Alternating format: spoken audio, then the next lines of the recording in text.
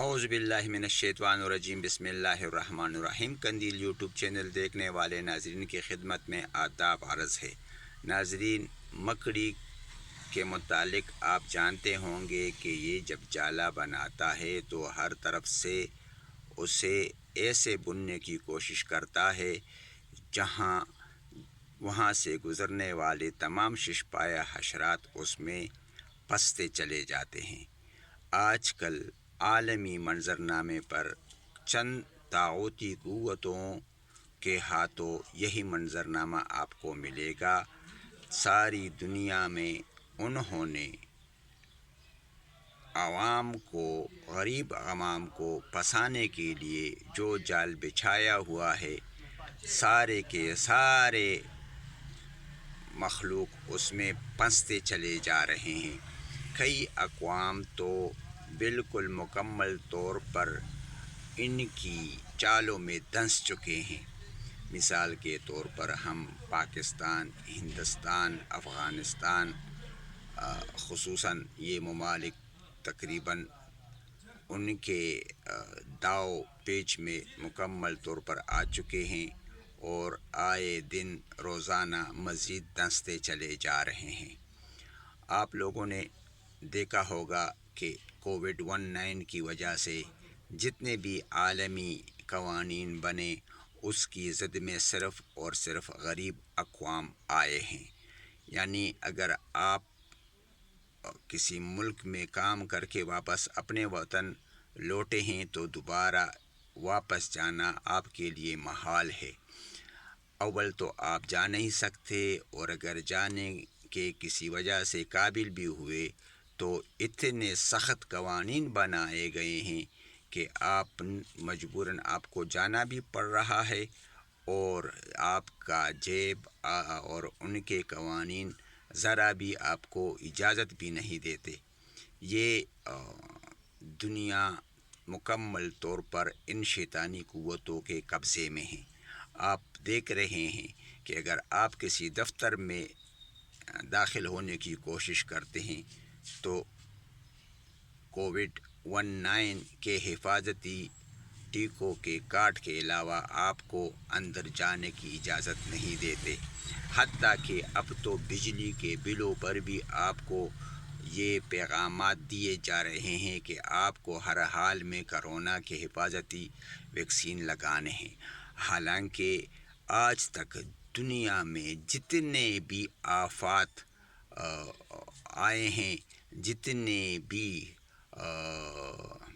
ایسی بیماریاں آئی ہیں جو کہ اچانک وقوع پذیر ہوئے ہوں اور جن کا علاج اس وقت کے لحاظ سے ناممکن ہو، ایسے خطرناک جراثیم اس دنیا میں داخل ہو چکے ہیں ماضی میں کہ ان سے کئی علاقے برباد اور نیست و نابود ہوئے ہیں۔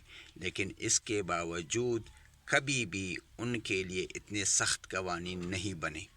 وہ قدرتی آفات ہوتے تھے اور کسی ایک علاقے تک محدود ہوتے تھے، لیکن چونکہ یہ قدرتی آفت نہیں ہے، اس لیے اس نے ساری دنیا کو اپنے لپیٹ میں لے لیا ہے۔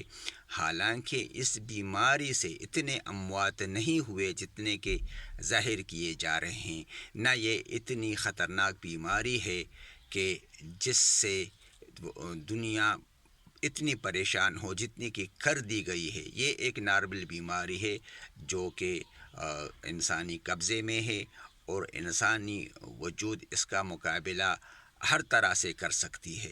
میں خود کئی بیماروں کا علاج بھی کر چکا ہوں اور کئی مریض دیکھ بھی چکا ہوں، لہٰذا مجھے اندازہ ہے کہ یہ اتنی خطرناک بیماری نہیں ہے کہ جتنا کہ لوگوں کو اس سے ڈرایا جا رہا ہے۔ اور دوسری اہم بات یہ ہے کہ ٹرمپ جیسا جاہل شخص بھی اس کی دوائی کی توثیق کرتا ہے کہ اس کے لیے کونین کی دوائیاں دی جائیں، حالانکہ پیٹ کے درد کی دوائی سر کے درد میں ہرگز استعمال نہیں ہو سکتی۔ اس کے علاوہ جو انہوں نے قوانین بنائے ہیں، یہ انسانی تذلیل کے علاوہ اور کچھ بھی نہیں ہے۔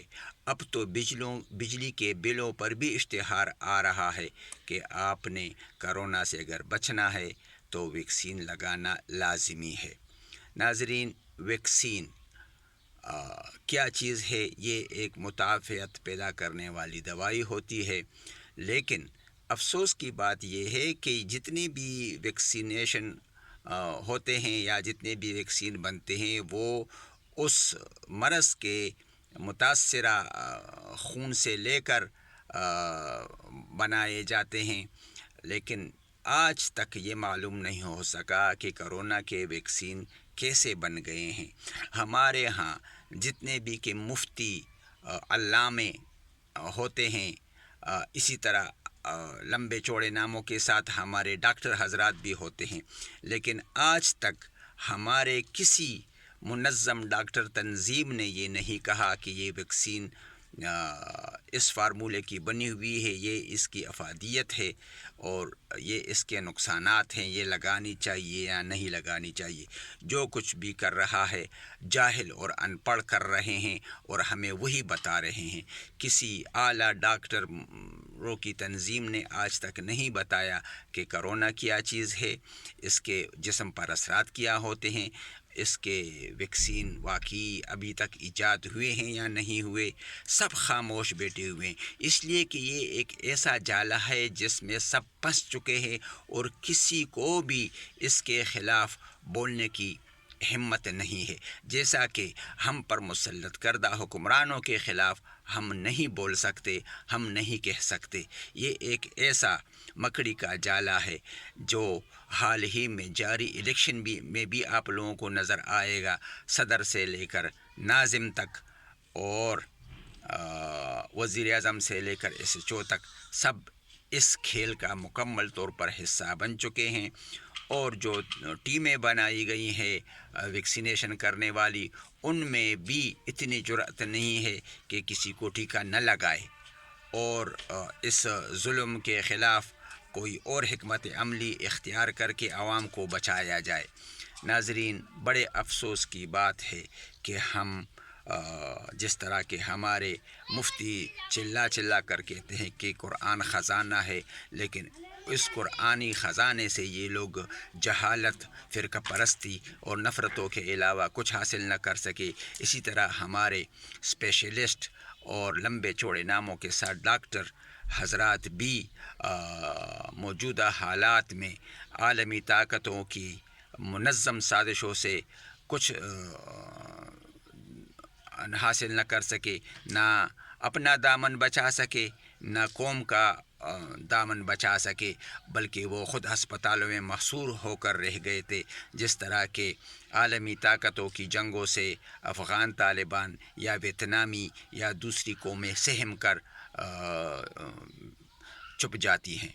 ناظرین، بڑے افسوس کی بات ہے کہ ہمارے جیسے لوگ نہ کچھ کر سکتے ہیں اور نہ ہی کچھ کہہ سکتے ہیں ان عالمی اور قومی مظالم کے خلاف۔ والسلام۔